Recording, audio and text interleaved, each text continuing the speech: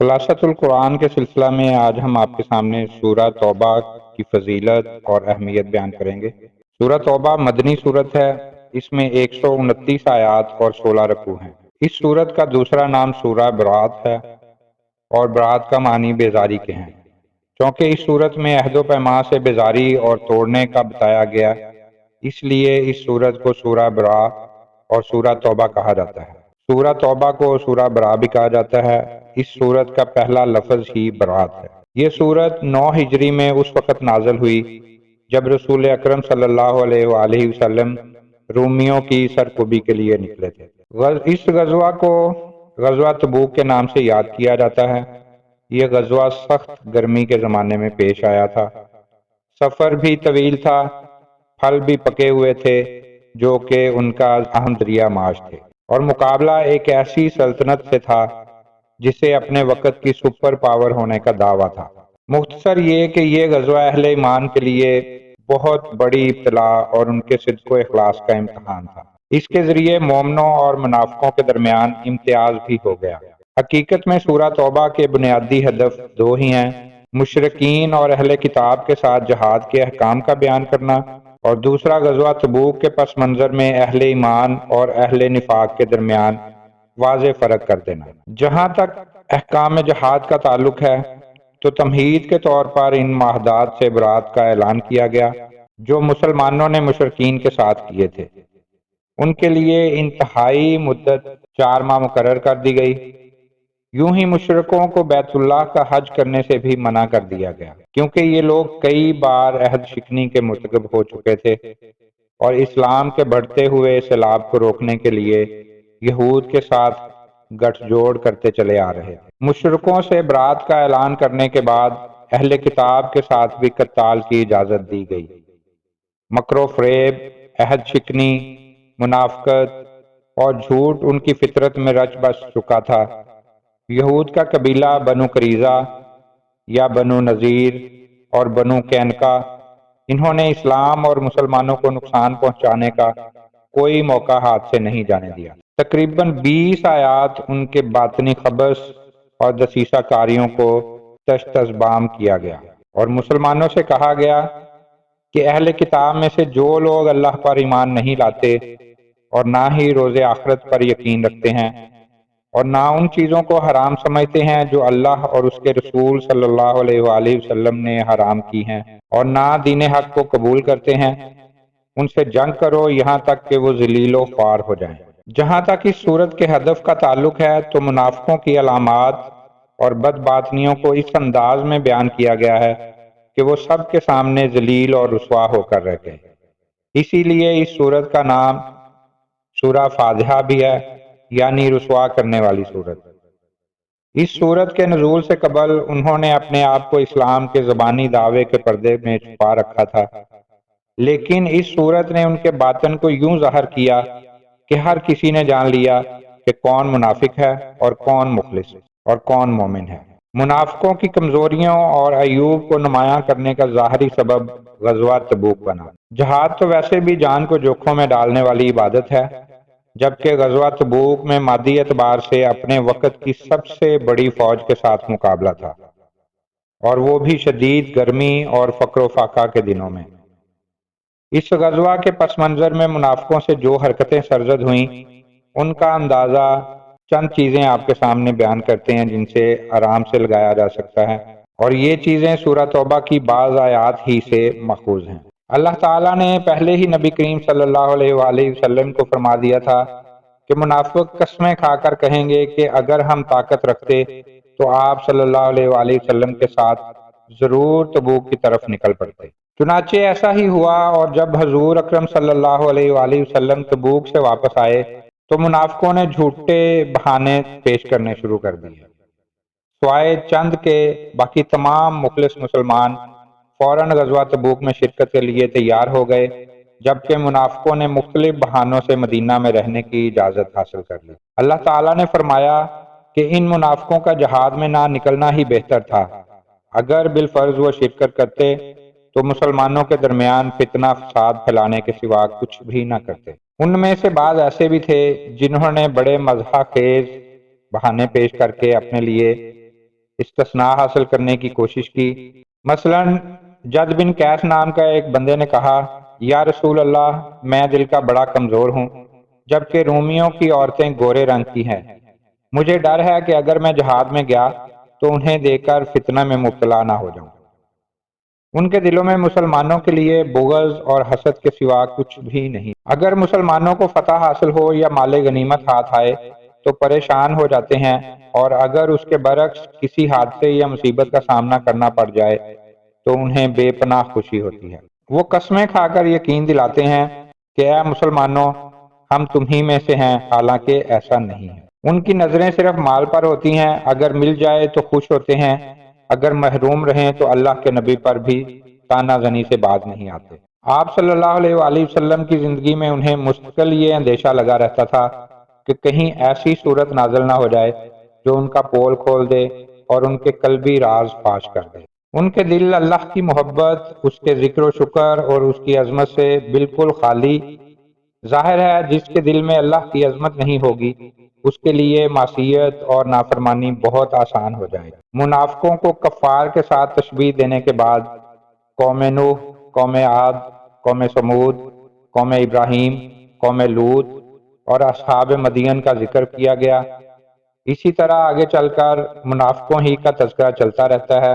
ان کے بارے میں اللہ تعالیٰ نے یہاں تک فرما دیا کہ اے میرے پیغمبر، اگر آپ ان کے لیے 70 بار بھی استغفار کریں تو بھی اللہ ان کی ہرگز مغفرت نہیں کرے گا۔ اور یہ بھی فرما دیا کہ اگر ان میں سے کسی کا انتقال ہو جائے تو آپ اس کی نماز جنازہ ادا نہیں فرمائیں۔ منافقوں کے ساتھ ساتھ اللہ تعالیٰ نے ان مخلص مسلمانوں کا بھی تذکرہ فرمایا جن میں سے کوئی بڑھاپے، کوئی شدید بیماری اور کوئی سامان جہاد نہ ہونے کی وجہ سے جہاد میں شرکت نہ کر سکا۔ ان لوگوں کے جذبات کا یہ عالم تھا کہ جہاد میں شرکت نہ کر سکنے کی وجہ سے ان کی آنکھوں سے آنسو امڑ امڑ آتے تھے۔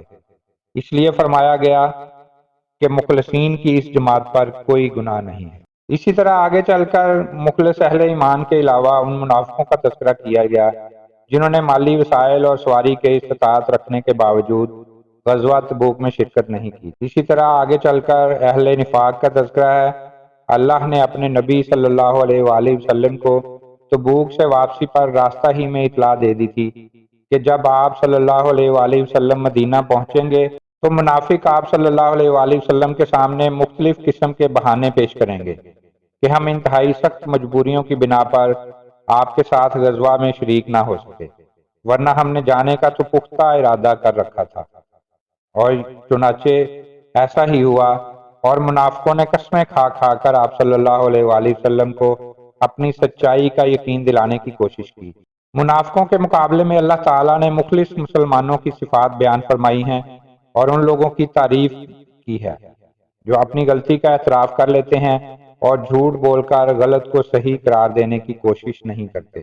پھر اسی طرح درمیان میں پھر منافقوں کا ذکر آ گیا جنہوں نے اسلام کو ضرر پہنچانے، کفر کے فروغ اور مسلمانوں کے درمیان تفرقہ ڈالنے کے لیے مسجد زرار تعمیر کی تھی اور حضور اکرم صلی اللہ علیہ وآلہ وسلم کے اس کے افتتاح کی درخواست کی تھی، مگر اللہ نے اپنے نبی کو اس مسجد میں کھڑا ہونے سے بھی منع فرما دیا۔ مسجد زرار کے مقابلے میں مسجد قباء کا اور اہل نفاق کے مقابلے میں ان اہل ایمان کا تذکرہ ہے جو اپنے مال اور اپنی جان حصول جنت کے لیے اللہ کی راہ میں وقف کر چکے ہیں۔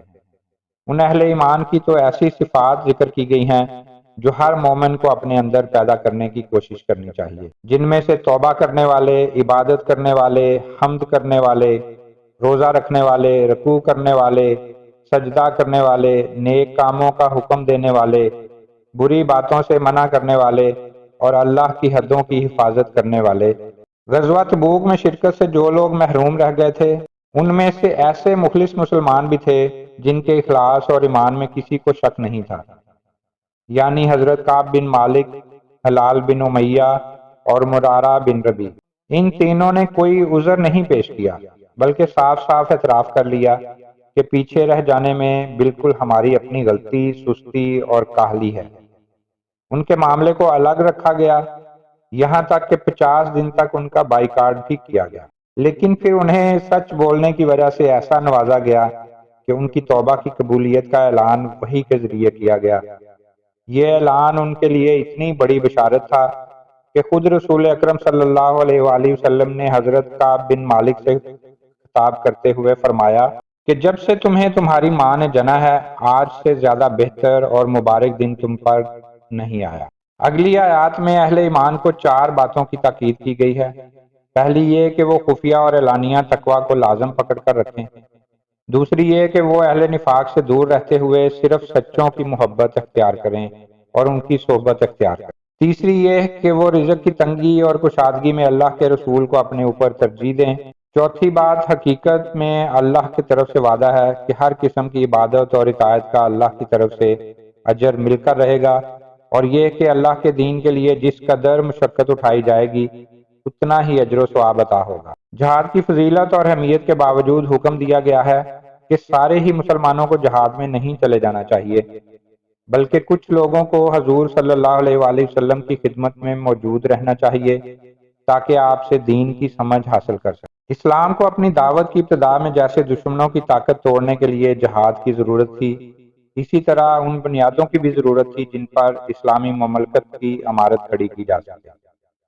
اس مقصد کے لیے شرعی احکام کے نزول کا سلسلہ مستقل جاری رہا، اور حضور اکرم صلی اللہ علیہ وآلہ وسلم ایسے افراد کی تیاری میں ہماتن مصروف تھے جو مستقبل کے مدرس، مربی، معلم، قاضی، حاکم، عامل اور منتظم بن سکیں۔ اس لیے حکم دیا گیا کہ مسلمانوں کی کافی ساری تعداد کو مدینہ میں ہی رہنا چاہیے تاکہ وہ دین کی سمجھ حاصل کر سکیں۔ اسلامی مملکت کی ضروریات سے قطع نظر علم دین حاصل کرنا بہت بڑا عمل ہے۔ اس لیے حضور اکرم صلی اللہ علیہ وآلہ وسلم نے فرمایا، جس کے ساتھ اللہ بلائی کا ارادہ رکھتا ہے اسے دین کی سمجھ عطا فرما دیتا ہے۔ یہ بھی آپ صلی اللہ علیہ وآلہ وسلم کا ہی ارشاد گرامی ہے، ایک فقیہ شیطان پر 1000 عابد سے زیادہ بھاری ثابت ہوتا ہے۔ سورہ توبہ کی آخری آیات میں دوبارہ منافقین کی مذمت کی گئی ہے کہ ان بد نصیبوں کو قرآن سے بھی کچھ فائدہ حاصل نہیں ہوتا، بلکہ فکر و عمل کے اعتبار سے ان کی نجاست ہی میں اضافہ ہوتا ہے۔ اور اس سورت کی آخری آیت میں اللہ تعالیٰ نے ہمارے آقا کریم صلی اللہ علیہ وآلہ وسلم کی تعریف بیان فرمائی، اور آپ صلی اللہ علیہ وآلہ وسلم کے لیے اپنے اسماء حسنہ میں سے 2 نام منتخب فرمائے، یعنی رؤوف اور رحیم۔ اور اس میں شک نہیں کہ آپ صلی اللہ علیہ وآلہ وسلم اپنی امت بلکہ ساری انسانیت کے حق میں بے حد شفیق اور مہربان ہیں۔ حضرت ابن عباس رضی اللہ تعالیٰ عنہ فرماتے ہیں کہ اللہ تعالیٰ نے اپنے ناموں میں سے جو 2 نام آپ صلی اللہ علیہ وآلہ وسلم کے سوا کسی کے لیے جمع نہیں فرمائے، یعنی رؤوف اور رحیم۔ اللہ پاک ہماری تمام مصیبتیں، مشکلیں، پریشانیاں دور کرے۔ اللہ پاک ہم سب کو اور ہماری اولاد کو باادب اور سچا عاشق رسول بنائے۔ اگر آپ کو ہماری آج کی ویڈیو اچھی لگی ہو تو ہمارے چینل آب کوثر کو سبسکرائب کریں، اور اسی طرح کی مفید اور اچھی ویڈیوز کے لیے بیل کے بٹن کو بھی دبا دیں تاکہ تمام ویڈیوز آپ کو بر وقت ملتی رہیں۔ ویڈیو کو اپنے تمام دوست احباب اور ہو سکے تو واٹس ایپ، فیس بک، انسٹاگرام پر بھی شیئر کریں۔ ہو سکتا ہے آپ کی وجہ سے کسی اور کا بھلا ہو جائے۔ ملتے ہیں ایک نئی ویڈیو کے ساتھ، تب تک کے لیے اللہ حافظ۔